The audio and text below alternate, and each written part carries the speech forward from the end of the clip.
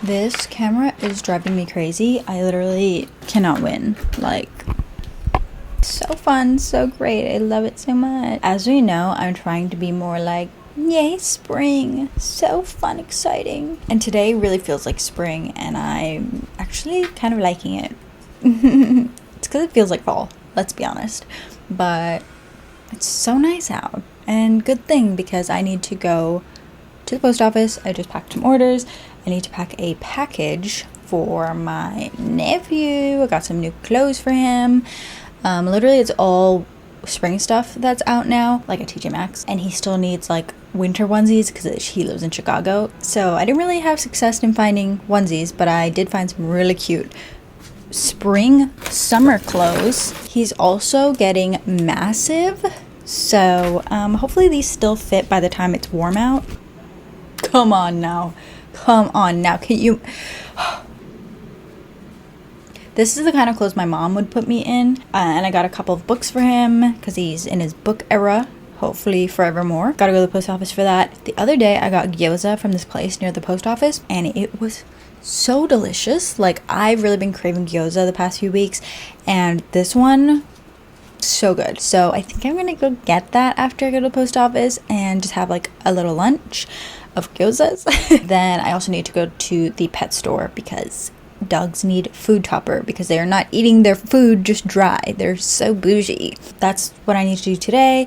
Gonna go out, do that stuff, and when I come back, it's time to lock in on either editing, because I didn't upload a video on Sunday because I was a bit hungover from literally one drink. I don't really drink anymore, so I have no alcohol tolerance, and that took me out. So either edit or sticker sheets, or drawing rather. I have an idea for like kind of a collection that I want to do in my shop that I think will be for next month, depending on manufacturing times and things. But I do have a shop update coming this weekend. So from my profits of that shop update, I will reinvest into this like bigger collection I have in mind. So that's what I'm up to. I currently do not know what to read. I, over the weekend, didn't really read anything. Kind of on and off been listening to the audiobook of Emily Wilde's Something Lost Tales, the third book that recently came out, but I'm not loving it. I think it's just the like change of setting, scenery, but I'm trucking along. So either I'm going to continue with that and just try and finish it, you know, round off the series, because I just read the first 2 books last month, so I, you know, don't want to leave it too long that I'll forget what happened. And it's the last book in the trilogy. Oh, tomorrow the other rare post comes out, and that sounds super interesting. Don't really remember what it's about, but I remember it thinking that it sounded interesting. A Rebel Without Claws audiobook. I had it written down that it was coming out on the 11th, and then it didn't come out that day. The fucking My Funny Demon Valentine audiobook, I want to strangle whoever is doing that, pushing it back every single time. Like, every week I felt like I was checking and it was not there. In my current mood, I'm also feeling very precious about my Audible credits, so that like exacerbates the I don't know what to read. Let's see. A Rebel Without... Okay, it's still not fucking out. I swear it said the 18th. And now again, oh, it says March 18th. But I swear it had said February. I swear. Because I had it written down February 11th. Now it's saying March 18th. Like, come on now. Why is this happening to me so much recently? Let's see if My Funny Demon Valentine ever came out. It came out. Okay. February 18th. Bro. Like, get it together. I don't even want to read this book anymore. But I'll keep you updated on what I finally decide to read. So, let's go to the post office.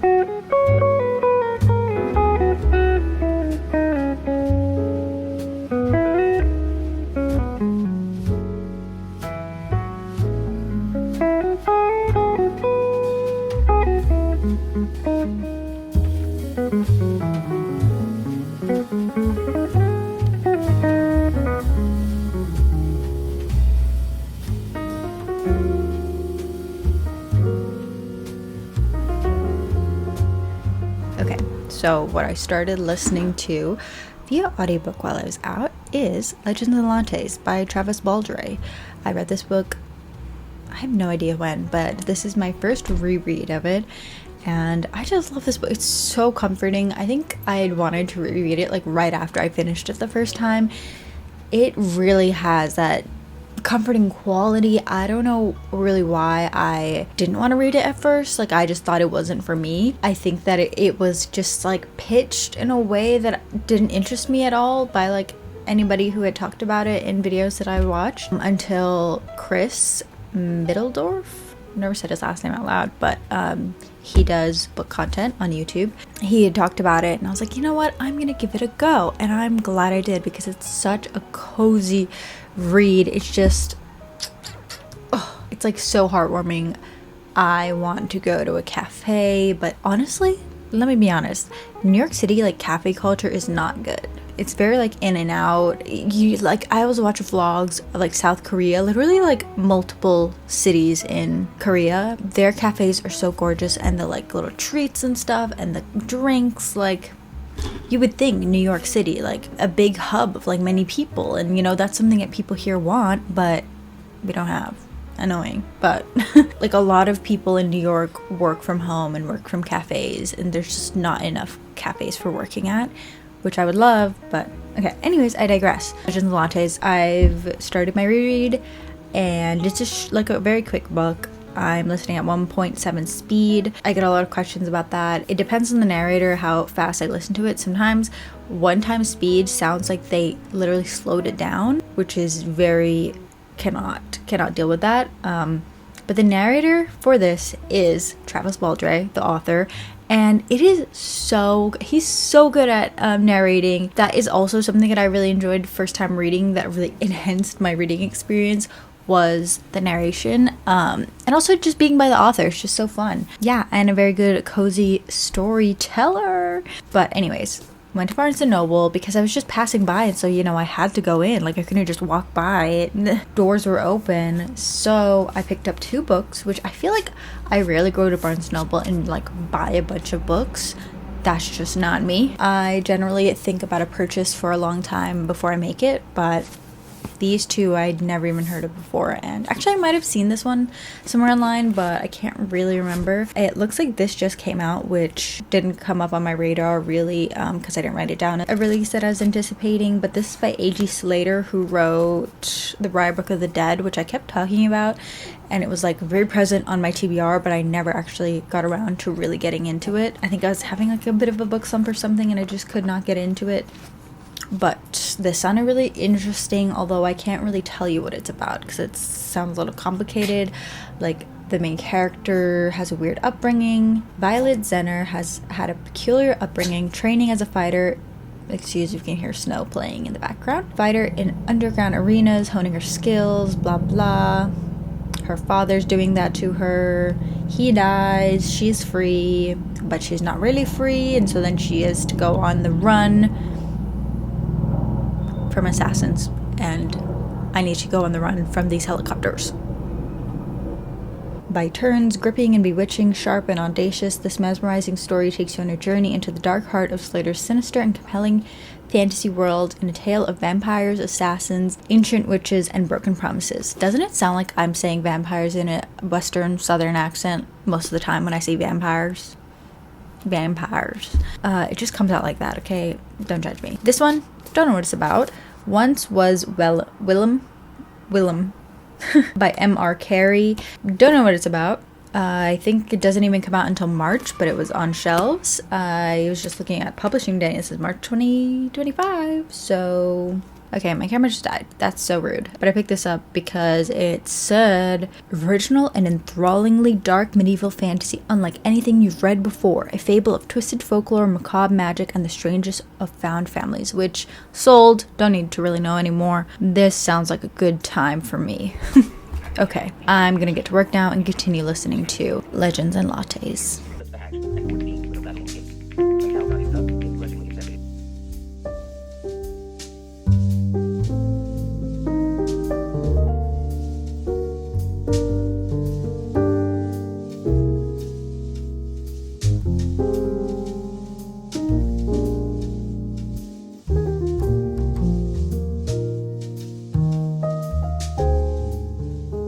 I wouldn't say that I'm a clumsy person, but I dropped my camera earlier, although I don't feel like it was my fault.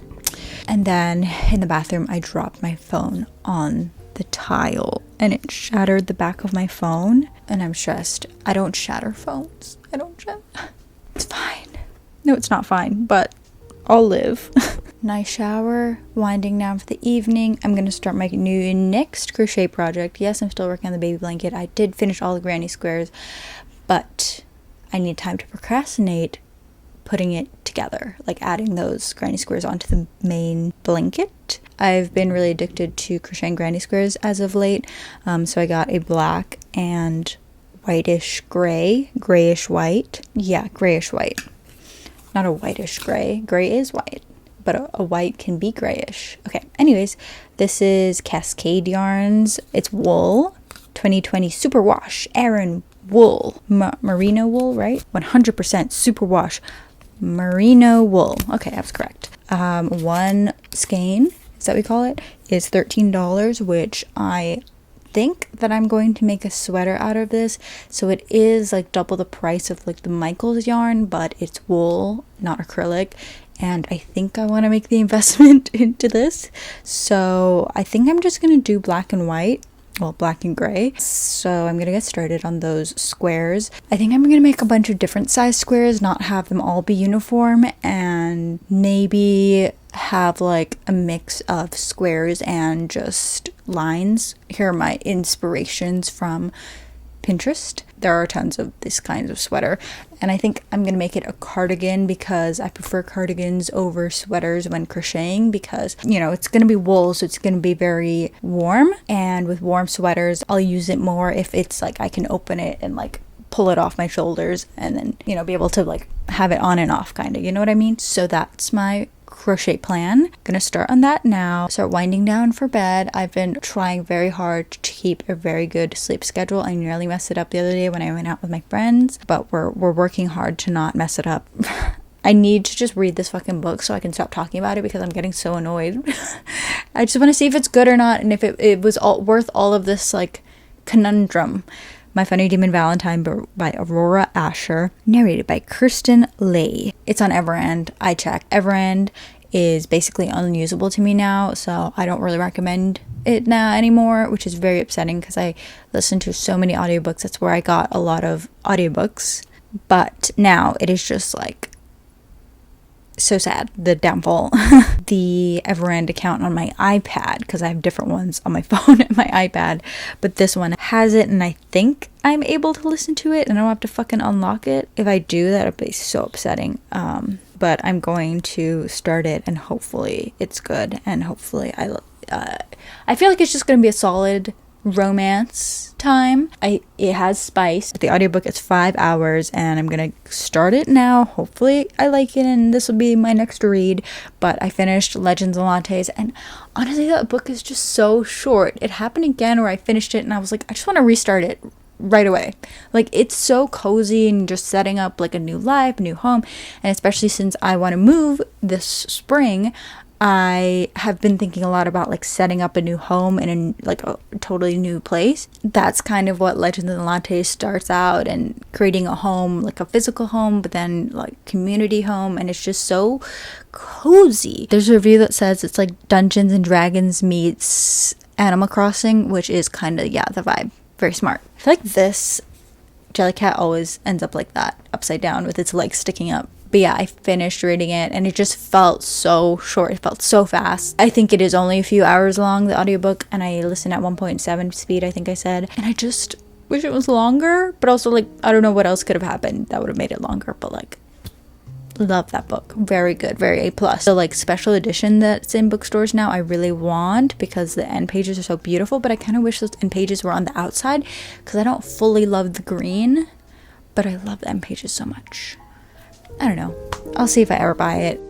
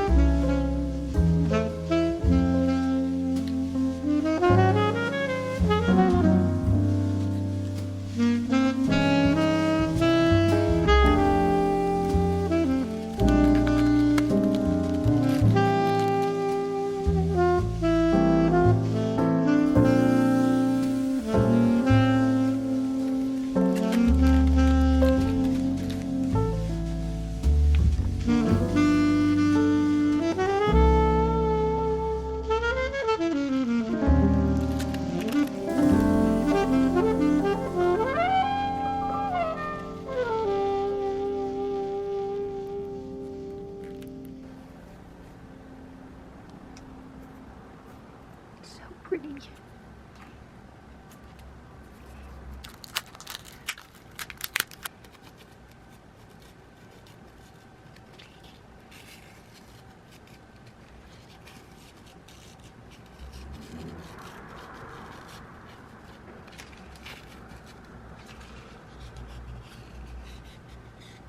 Okay, I finished My Funny Demon Valentine. Fucking finally, I've read this damn book.